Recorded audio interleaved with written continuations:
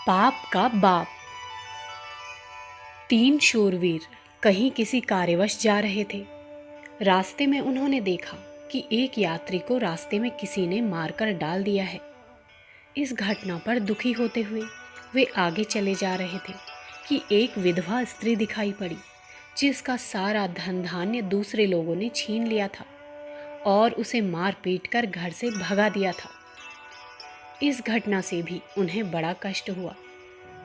आगे चलकर देखते हैं कि बधिक लोगों ने बहुत से निरपराध पशु पक्षियों को मार मार कर इकट्ठा कर लिया है।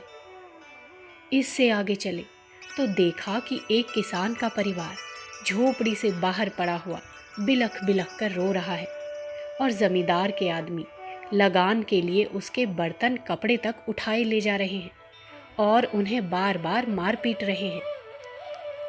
इन घटनाओं को देखकर उन तीनों का दिल पिघल गया और वे एक स्थान पर बैठकर सोचने लगे कि दुनिया में इतना पाप कैसे बढ़ता जा रहा है, जिसके कारण लोग इस प्रकार दुखी हो रहे हैं। इन्होंने विचार किया कि अपने कार्य को तो पीछे पूरा कर लेंगे, पहले इस बात का पता लगाएं कि ये पाप कहाँ से उत्पन्न होता है, इसका पिता कौन है, तब इस पाप को हटा देंगे। चारों इस बात पर सहमत हो गए और पाप के उत्पत्ति स्थान का पता लगाने के लिए चल दिए। कितने ही दिनों तक वे निरंतर अपनी खोज में आगे बढ़ते गए, पर कुछ पता न लगा। एक दिन उन्होंने एक बड़े अनुभवी और वृद्ध पुरुष को देखा। थके हुए तो थे ही, उन्होंने सोचा कि शायद इसे कुछ पता होगा। उन्होंने उस वृद्ध पुरुष से बड़ी प्रार्थना की कि वे उन्हें उस पाप के बाप का पता बता दें। वृद्ध ने उंगली का इशारा करते हुए पर्वत की एक गुफा दिखाई और कहा, देखो, उस कंदरा में पाप का बाप रहता है, पर सावधान, वो तुम्हें भी पकड़ ना ले। चारों मित्र बड़े साहसी और अस्त्र शस्त्रों से सुसज्जित थे। उन्होंने निश्चय किया कि ऐसे अधर्मी को दंड देना हम क्षत्रियों का धर्म है, इसलिए चलते ही उसे मार डालेंगे, जिससे पाप की समाप्ति होने पावे।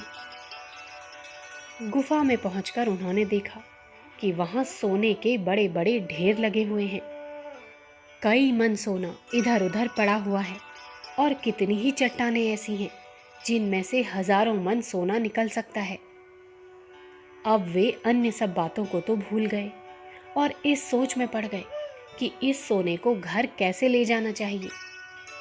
तय हुआ कि दिन में कोई देख लेगा, इसलिए रात को इसे ले चलना ठीक होगा। इस समय भोजन करें और सुस्ता लें। एक पहर रात जाने पर चल देंगे। ये निश्चय हो जाने पर दो साथी भोजन सामग्री लेने चल दिए और तीसरा वहीं गुफा पर बैठकर अन्य व्यवस्थाएं करने लगा। अब तीनों के मन में सोने का लालच सवार हुआ और वे सोचने लगे कि ये बाकी दो मर जाएं तो सारा सोना उसे ही मिल जाए। जब लोभ बढ़ने लगा तो पाप उनके मन में उदय हो आया। जो दो साथी भोजन लेने के लिए जा रहे थे, उनमें से एक ने दूसरे के ऊपर तलवार से हमला किया और उसे रास्ते में ही मारकर छिपा दिया और खुशी खुशी आगे बढ़ा। जो भोजन सामग्री लाया था, उसमें उसने तीसरे साथी के लिए जहर मिला दिया, जिससे वो इसे खाकर मर जाए। तीसरा भी उनका गुरु था। उसने एक एक करके उन दोनों को मार डालने का इरादा अलग ही पक्का कर लिया था। जो साथी भोजन लाया था, उसी ने भोजन बनाया भी, ताकि वो दूसरे के लिए जहर मिला सके। जब भोजन बनकर तैयार हो गया तो तीसरे साथी ने पीछे से उसके ऊपर छुरी से हमला किया और उसे वहीं ढेर कर दिया। अब एक साथी अकेला बच रहा था और ये सोच सोचकर बड़ा प्रसन्न था कि सारा सोना मुझे ही मिल जाएगा। उसने भरपेट भोजन किया, किंतु भोजन से जैसे ही निवृत्त हुआ, उसके हाथ पैर ऐंठने लगे और वहीं थोड़ी देर पैर रगड़कर वो मर गया। धन का आकर्षण बड़ा जबरदस्त है। जब लोभ सवार होता है तो मनुष्य अंधा हो जाता है और पाप पुण्य में कुछ भी फर्क नहीं देखता। पैसे के लिए वो बुरे से बुरे कर्म करने पर उतारू हो जाता है और फिर स्वयं भी उस पाप के फल से नष्ट हो जाता है। जो व्यक्ति पाप से बचना चाहते हैं उन्हें लोभ से सावधान रहना चाहिए। जब लालच के अवसर आए तो बुद्धि को सतर्क रखना चाहिए कि मन कहीं ललचा न जाए। लोभ आते ही पाप की भावनाएं बढ़ती हैं, क्योंकि पाप का बाप लोभ ही है।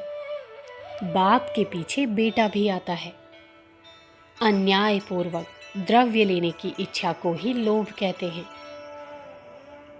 अखंड ज्योति, मार्च सन 1943, पृष्ठ संख्या 17-18।